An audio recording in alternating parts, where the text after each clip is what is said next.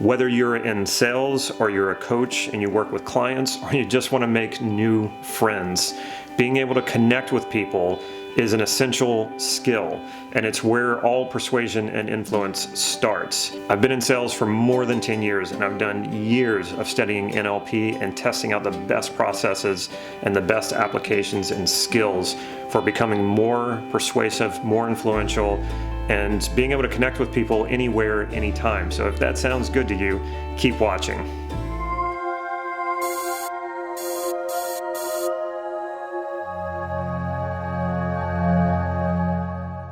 Hey, this is Damon from Life Mastery Gym, bringing you cutting-edge processes, techniques, and tools to help you master your life. So if that sounds good, please click subscribe to this YouTube channel so you can get these videos on a regular basis, and make sure you hit that bell so that you're notified every time I put out a new video. I'm going to give you two really powerful techniques that's going to help you connect with anyone, anywhere, anytime. And the first one is emotion or feeling. Now, you've probably heard this a lot, so it might sound like I'm telling you something you already know, but stick with me here because I've heard this a lot too. When I was doing sales training, I kept hearing that. Well, make sure you sell on emotion. People buy on emotion, not logic. They buy on emotion and then they justify it with logic. Now, that's true, but I don't meet many people who really understand this. So I'm going to explain exactly how this works. And in that process, I'm going to reveal the second thing that I'm going to give you. Let's see if you can catch it. A few weeks ago, I announced that I was going to give away a coaching package as well as I was going to give away some free training. I got overwhelmed with people's responses. I ended up choosing two people, one person to give the training to and one person to give the coaching to. The person who I chose to give the coaching to is a person who lost his eyesight at the age of 18. And I wanted to work with him because I could tell he had a really good attitude and that he was going to really appreciate the coaching. So we started working, and on the first session that I was working with him on, I started eliciting his values, and connection was one of his highest values. So as we got deeper and deeper into this, he told me, he said, I don't normally tell people this. He said, I don't normally tell people who can see this.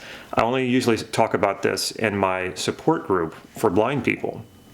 And he said, when I'm with my friends who can see, I can have a good time with them. I can enjoy the time with them. But I always feel like an outsider. I always feel like I'm not getting exactly what they're getting. I always feel a bit disconnected because I'm not sharing the same experience that they're sharing. This really struck me very deeply. And I realized something right then and there, and I called it to his attention. I said, do you realize what you just did? And he was like, what? And I said, if you told me what it was like to be blind, like you gave me a step-by-step technical way in which it's what it's like to be blind. Like I get up in the morning and I have to get a walking stick, or I bump into things. If he had told me all of those things in that way, I wouldn't be able to connect with that too well. I wouldn't really know where he's coming from or what his life is like, because no matter how much I could try to step into his shoes, I'm not blind, so I don't have his experience. But what he did was he connected with me on emotion, because immediately I felt like, well, yeah, I too know what it's like to be around friends, to be around maybe in a social group, and I'm not enjoying it the way that they're enjoying it. I feel like an outsider. I feel disconnected. So because he told me what the feeling was like, I felt a sudden connection with him, and it was instant. So we connected on emotion, not on the technical aspects or the step 1, step 2, step 3 of what it's like to be blind. And so this is what makes emotion so powerful, because if you meet someone from a different walk of life, someone who has a different job than you, maybe you're married and they're not, or vice versa, maybe they have kids and you don't, you're not going to know what it's like exactly to be like that other person. And because of that, there can be this disconnect. But there's one thing that's universal, and that is emotions. Emotions are universal. So when you go to the emotion, this is why it becomes so powerful. People will connect with you. If you share a feeling, an emotion with someone, or you explain a feeling, how you come about experiencing a feeling, that person can connect to that. But if you're just giving them what it's like to be you, they may or may not connect with it. There's a chance that they will, because there might be some similarities, but emotions are universal. This is why great stories endure over time. This is why people can watch movies from a completely different country, different culture, and connect with it, because the emotions are universal. Love, sadness, loss, depression, excitement, joy. These are all things that we all experience, no matter what language you speak, no matter what culture you come from, and no matter how different your life is from someone else. So when you meet someone, connect on emotion. Now, you don't want to come out right out and like start crying or like throwing a bunch of emotion at them, but it's more about, this is the second thing, did you catch it? Story. When you tell a story and you include emotion. So I actually demonstrated story by telling you a story about one of my coaching clients. I told you that story because story is so much easier to relate to. If I told you, again, something very technical, I gave you the steps, or I gave you like the manual, like this is what it's like to be me, and handed it to you, you'd be like, you probably wouldn't be that interested. But if I told you an interesting story and I added emotion to that, now you would probably feel very connected to me. And you might even be feeling that now, because I told you a story and I explained the connection part, how at times I do feel disconnected, just like my client felt disconnected when he's in social situations. You might be thinking the same thing. You might be thinking, oh yeah, I know what that's like too. And there you go, you connect to it. And so if I just said, hey, I feel disconnected sometimes, you'd be like, well, okay, I do too, I guess.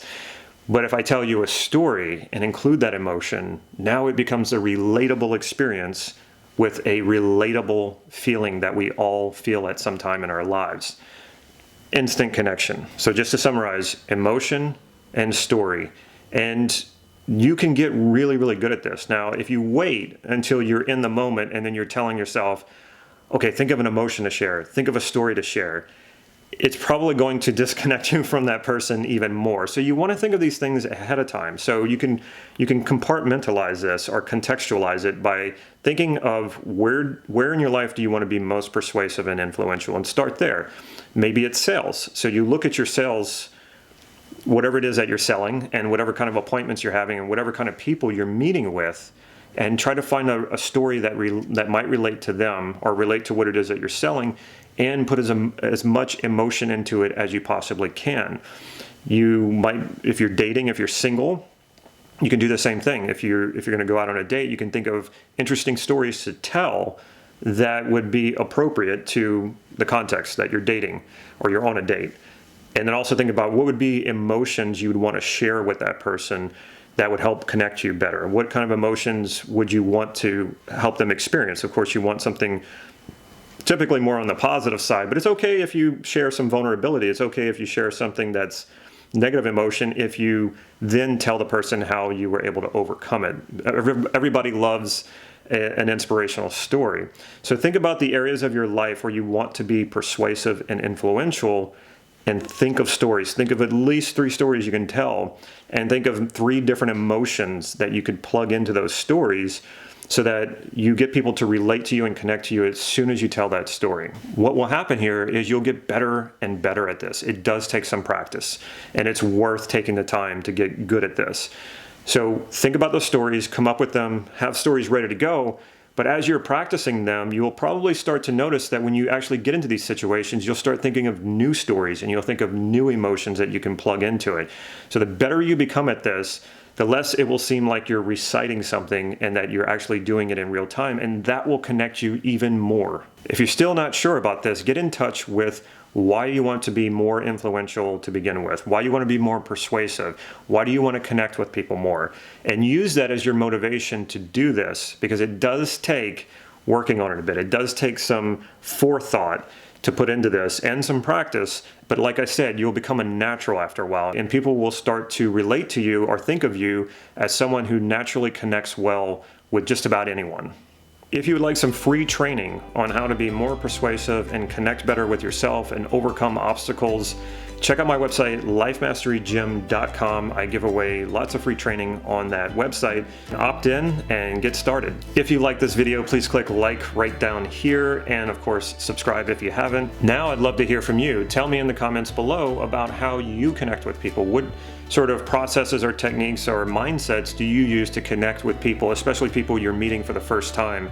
How do you build rapport with them rapidly? I hope you found this video useful. I'm going to be doing another video on connection. It will immediately follow this video, so check that one out as well. Take care.